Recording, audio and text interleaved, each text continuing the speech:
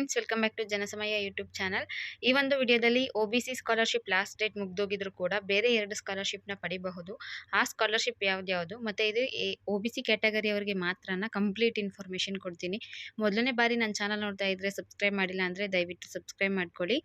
ಮತ್ತು Janasamaya Telegram channel ಕೂಡ ಇದೆ, ಇಂಟ್ರೆಸ್ಟ್ ಇದ್ದವರು ಅಲ್ಲಿ ಜಾಯ್ನ್ ಆಗ್ಬೋದು. ಈ ರೀತಿಯ ಹಲವಾರು ಇನ್ಫಾರ್ಮೇಷನ್ಗಳನ್ನ ನಾನು ಅಲ್ಲಿ ಕೂಡ ಶೇರ್ ಮಾಡ್ತೀನಿ.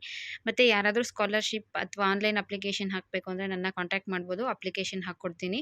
ಮತ್ತು ಈ ರೀತಿ ನೀವೇನಾದರೂ ಕಾಂಟ್ಯಾಕ್ಟ್ ಮಾಡಬೇಕು ಅಂದರೆ ಟೆಲಿಗ್ರಾಮ್ ಚಾನಲ್ ಜಾಯ್ನ್ ಆಗಿ, ಅಲ್ಲಿ ನಾನು ಸಿಗ್ತೀನಿ ನಿಮಗೆ, ಅಲ್ಲಿ ನೀವು ನನ್ನ ಕಾಂಟ್ಯಾಕ್ಟ್ ಮಾಡಬಹುದು. ಬನ್ನಿ ವಿಡಿಯೋಗೆ ಬರೋದಾದರೆ, ಇವತ್ತಿನ ವಿಡಿಯೋ ಸ್ಕಾಲರ್ಶಿಪ್ ರಿಲೇಟೆಡ್. ಯಾವುದು ಅಂತ ಹೇಳಿದ್ರೆ ಒಬಿಸಿ ವಿದ್ಯಾರ್ಥಿಗಳಿಗೆ ಜೊತೆಗೆ ಎಲ್ಲ ಕ್ಯಾಟಗರಿ ವಿದ್ಯಾರ್ಥಿಗಳಿಗೂ ಅನ್ವಯಿಸುವಂತಹ ಸ್ಕಾಲರ್ಶಿಪ್ ಈ ಎರಡಾಗಿರುತ್ತೆ. ಈ 2 ಸ್ಕಾಲರ್ಶಿಪ್ಗಳು ಕರ್ನಾಟಕ ಸರ್ಕಾರದ ವತಿಯಿಂದ ಬರುವಂಥದ್ದು. ಎರಡೂ ಕೂಡ ಗರಿಷ್ಠ 11,000ವರೆಗೂ ಸ್ಕಾಲರ್ಶಿಪ್ನ ನೀವು ಪಡ್ಕೋಬಹುದು. ಮತ್ತು ಎಲ್ಲ ಕ್ಲಾಸವ್ರಿಗೂ 11,000ನೇ ಬರುತ್ತೆ ಅಂತ ಹೇಳೋಕ್ಕಾಗಲ್ಲ. ನಿಮ್ಮ ಸ್ಟಡೀಸ್ ಯಾವ ಕೋರ್ಸ್ ಮಾಡ್ತಿದ್ದೀರಾ ಅದ್ರ ಮೇಲೆ ಡಿಪೆಂಡು. ಇದು ವಿಡಿಯೋದಲ್ಲಿ ಕಂಪ್ಲೀಟ್ ಇನ್ಫಾರ್ಮೇಷನ್ ಅಂತೂ ಸಿಗುತ್ತೆ. ಮೊದಲನೇ ಸ್ಕಾಲರ್ಶಿಪ್ ಬಂದು ಮುಖ್ಯಮಂತ್ರಿ ರೈತ ವಿದ್ಯಾನಿಧಿ. ಮುಖ್ಯಮಂತ್ರಿ ರೈತ ವಿದ್ಯಾನಿಧಿ ಬಗ್ಗೆ ಹಲವಾರು ವಿದ್ಯಾರ್ಥಿಗಳಿಗೆ ಆಲ್ರೆಡಿ ತಿಳಿದಿರುತ್ತೆ. ಏನಪ್ಪ ರೈತ ವಿದ್ಯಾನಿಧಿ ಅಂದರೆ, ಕರ್ನಾಟಕ ಸರ್ಕಾರದಿಂದ ಕೊಡುವಂತಹ ವಿದ್ಯಾನಿಧಿ. ವಿದ್ಯಾರ್ಥಿಯ ಪೋಷಕರ ಹೆಸರಿನಲ್ಲಿ ಜಮೀನು ಇತ್ತು ಅಂದರೆ ಮತ್ತು ಫ್ರೂಟ್ಸ್ ಐ ಡಿ ಕ್ರಿಯೇಟ್ ಆಗಿದ್ರೆ ಅಂಥವರಿಗೆ ರಾಜ್ಯ ಸರ್ಕಾರದಿಂದ ರೈತ ವಿದ್ಯಾನಿಧಿ ಅಂತ ಅಮೌಂಟ್ ಬರುತ್ತೆ. ರೈತ ವಿದ್ಯಾನಿಧಿ ಯಾರಿಗೆ ಎಷ್ಟು ಬರುತ್ತೆ ಅಂತ ನೋಡೋದಾದರೆ, PUC ITI ಡಿಪ್ಲೊಮಾ ಮಾಡ್ತಿರೋ ಹುಡುಗರಿಗೆ 2,500, ಹುಡುಗಿಯರಿಗೆ 3,000, ಡಿಗ್ರಿ ಮಾಡ್ತಿರೋಂಥವರಿಗೆ 5,000,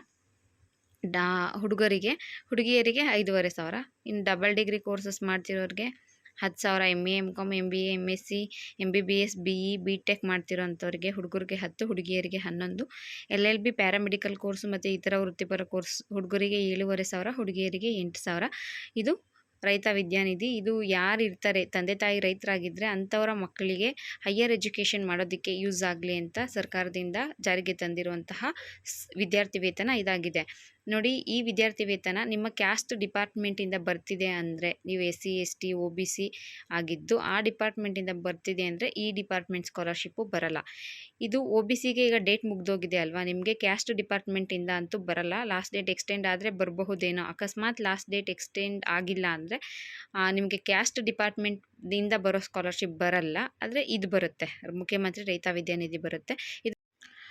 ಇನ್ನು ರೈತ ವಿದ್ಯಾನಿಧಿ ಪಡೆಯೋದಕ್ಕೆ ಬೇರೆ ಎಲ್ಲೂ ಅಪ್ಲಿಕೇಶನ್ ಹಾಕೋ ಅವಶ್ಯಕತೆ ಇಲ್ಲ. SSP ಸ್ಕಾಲರ್ಶಿಪ್ ಅಪ್ಲಿಕೇಶನ್ ಹಾಕಿದ್ರೆ ಅದರಲ್ಲೇ ಬರುತ್ತೆ. ಇದರಲ್ಲಿ ಮೇನ್ ಕಂಡೀಷನ್ಸ್ ಏನಪ್ಪ ಅಂದರೆ, ನಿಮ್ಮ ಕ್ಯಾಸ್ಟ್ ಡಿಪಾರ್ಟ್ಮೆಂಟಿಂದ ಬರಲ್ಲ, ಅದ್ರ ಬದಲು ರೈತ ವಿದ್ಯಾನಿಧಿ ಬರುತ್ತೆ. ರೈತ ವಿದ್ಯಾನಿಧಿ ಬಂದರೆ ಕ್ಯಾಸ್ಟ್ ಡಿಪಾರ್ಟ್ಮೆಂಟ್ ಬರಲ್ಲ, ಕ್ಯಾಸ್ಟ್ ಬಂದರೆ ರೈತ ವಿದ್ಯಾನಿಧಿ ಬರಲ್ಲ. ಮತ್ತೊಂದೇನಪ್ಪ ಅಂದರೆ, ವಿದ್ಯಾರ್ಥಿಯ ತಂದೆ ತಾಯಿ ಅಥವಾ ಮದುವೆ ಆಗಿದ್ದರೆ ಅವರ ಹಸ್ಬೆಂಡ್ ಹೆಸರಿನಲ್ಲಿ ಜಮೀನು ಇರಬೇಕು, ಫ್ರೂಟ್ಸ್ ID ಇರಬೇಕು. ಈ ರೀತಿ ಇದ್ದರೆ ಮಾತ್ರ ಅಂಥವರಿಗೆ ರೈತ ವಿದ್ಯಾನಿಧಿ ಬರುತ್ತೆ.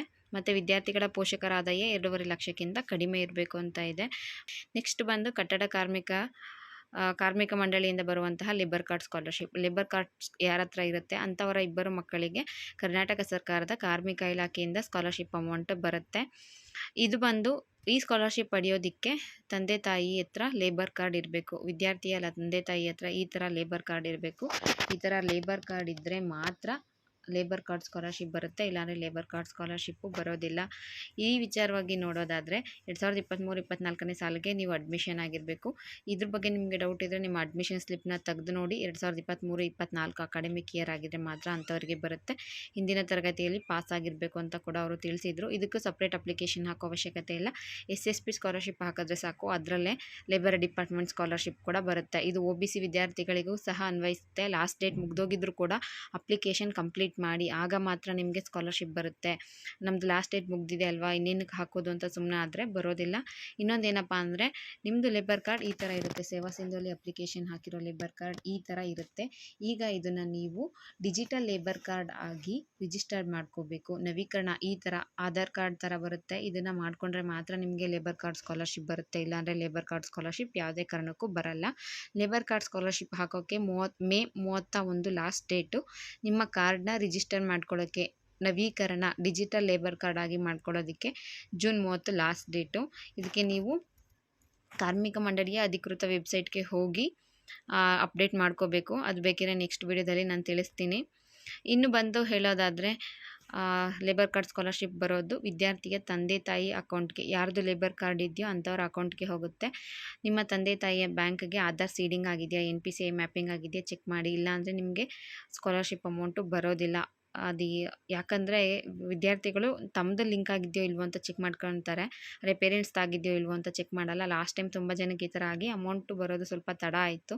ಕೆಲವರಿಗೆ ಅದು ಹೋಲ್ಡಲ್ಲೇ ಕೂಡ ಇತ್ತು. ಅದಕ್ಕೋಸ್ಕರ ನೀವು ಈಗಲೇ ಅಪ್ಲಿಕೇಶನ್ ಹಾಕೋಕ್ಕಿಂತ ಮುಂಚೆ ಲಿಂಕ್ ಆಗಿದೆಯೋ ಇಲ್ವೋ ಚೆಕ್ ಮಾಡ್ಕೊಳ್ಳಿ. ಇದು labour card scholarship related information. Last date ಬಂದು ಮೇ 31. ಕಂಪಲ್ಸರಿ ಮಾಡಬೇಕಾಗಿರೋ ಕೆಲಸ ಈ ಸ್ಕಾಲರ್ಶಿಪ್ ಪಡ್ಕೊಳ್ಳೋದಕ್ಕೆ ಲೇಬರ್ ಕಾರ್ಡ್, ಸೇವಾ ಸಿಂಧು ಲೇಬರ್ ಕಾರ್ಡ್ನ ಈ ಡಿಜಿಟಲ್ ಲೇಬರ್ ಕಾರ್ಡ್ ಆಗಿ ಮಾಡ್ಕೋಬೇಕು. ಇದು ಎಲ್ಲ ಕ್ಯಾಟಗರಿವರೆಗೂ ಬರುತ್ತೆ. ಈ 2 ಸ್ಕಾಲರ್ಶಿಪ್ ಬಗ್ಗೆ ನಾನೀಗ ತಿಳಿಸ್ಕೊಟ್ಟಿದ್ದೀನಿ. ಒಂದು ಮುಖ್ಯಮಂತ್ರಿ ರೈತ ವಿದ್ಯಾನಿಧಿ, ಮತ್ತೊಂದು ಲೇಬರ್ ಕಾರ್ಡ್ ಸ್ಕಾಲರ್ಶಿಪ್ಪು. OBC ವಿದ್ಯಾರ್ಥಿಗಳಿಗೆ ನಿಮ್ಮ ಕ್ಯಾಸ್ಟ್ ಡಿಪಾರ್ಟ್ಮೆಂಟಿಂದ ಲಾಸ್ಟ್ ಡೇಟ್ ಮುಗ್ದೋಗಿರೋದ್ರಿಂದ ನಿಮಗೆ ಲೇಬರ್ ಕಾರ್ಡ್ ಇತ್ತು ಅಂದರೆ ಅಥವಾ ತಂದೆ ತಾಯಿ ಹೆಸರಲ್ಲಿ ಜಮೀನು ಇತ್ತು ಅಂದರೆ ಈ 2 ಸ್ಕಾಲರ್ಶಿಪ್ಗಳನ್ನ ನೀವು ಪಡ್ಕೋಬಹುದು. ಅದನ್ನು ಬಿಟ್ಟು ಉಳಿದ ವಿದ್ಯಾರ್ಥಿಗಳು ಸೇಮ್ ಮುಖ್ಯಮಂತ್ರಿ ರೈತ ವಿದ್ಯಾನಿಧಿ ಬಂತು ಅಂದರೆ ನಿಮಗೆ ಕ್ಯಾಸ್ಟ್ದು ಬರಲ್ಲ. ಆದರೆ ಕಾರ್ಮಿಕ ಡಿಪಾರ್ಟ್ಮೆಂಟಿಂದ ಬರುವಂತಹ ಲೇಬರ್ ಕಾರ್ಡ್ ಸ್ಕಾಲರ್ಶಿಪ್ಪು ಎಲ್ಲ ವಿದ್ಯಾರ್ಥಿಗಳಿಗೂ ಬರುತ್ತೆ, ಎಲ್ಲ ಕ್ಯಾಟಗರಿಯವ್ರಿಗೂ ಬರುತ್ತೆ. ಎಲ್ಲರೂ ಕೂಡ ಅಪ್ಲಿಕೇಶನ್ ಹಾಕ್ಕೋಬಹುದು. ಅಪ್ಲಿಕೇಶನ್ ಹಾಕೊಳ್ಳೋದಕ್ಕೆ ಮೇ 31 ಕೊನೆಯ ದಿನಾಂಕ ಅಂತ ಹೇಳಿದ್ದಾರೆ. ಮತ್ತು ನಮ್ಮದು ಕ್ಯಾಸ್ಟ್ ಅಪ್ಲಿಕೇಶನ್ ಹಾಕಬೇಕಾದ್ರೆ OBC ಡೇಟ್ ಮುಗ್ದೋಗಿದೆ ಅಂತ ತೋರಿಸುತ್ತೆ. ಹಂಗಂತ ಅಪ್ಲಿಕೇಶನ್ನ ಇನ್ಕಂಪ್ಲೀಟ್ ಮಾಡಿಬಿಡಿ, ಕಂಪ್ಲೀಟ್ ಮಾಡಿ. ಅಪ್ಲಿಕೇಶನ್ ಕಂಪ್ಲೀಟ್ ಮಾಡಿದ್ರೆ ಮಾತ್ರ ನಿಮಗೆ ಸ್ಕಾಲರ್ಶಿಪ್ ಅಮೌಂಟು ಬರೋದು. ಓಕೆನಾ ಫ್ರೆಂಡ್ಸ್, ಈ ವಿಡಿಯೋ ನಿಮಗೆ ಇಷ್ಟ ಆಗಿದ್ದರೆ ನನ್ನ ಚಾನಲ್ನ ಸಬ್ಸ್ಕ್ರೈಬ್ ಮಾಡಿ. ಮತ್ತು ಏನಾದರೂ ಡೌಟ್ ಇದ್ದರೆ ಕಮೆಂಟ್ ಮಾಡಿ. Thank you for watching friends.